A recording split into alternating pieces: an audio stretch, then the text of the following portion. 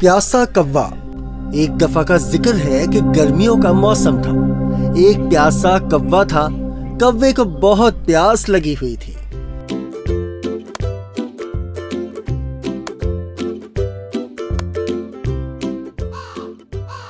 हाय, थोड़ा पानी मिल जाए तो अच्छा रहेगा।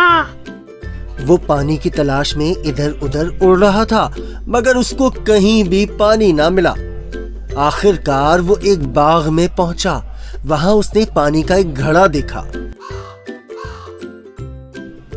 खुदा का शुक्र है, मुझे घड़ा नजर आया। कौवा बहुत खुश हुआ।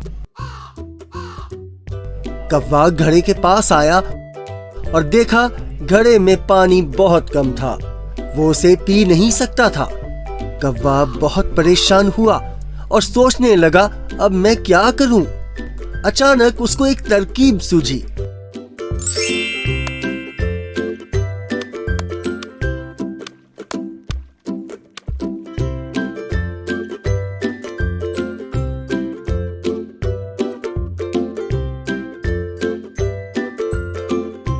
पास ही कंकरियां पड़ी थीं।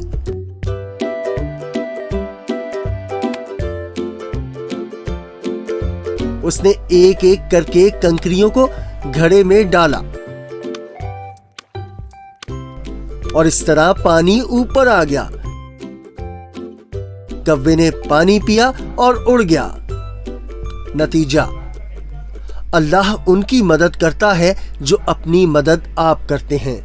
हर मसले का हल होता है।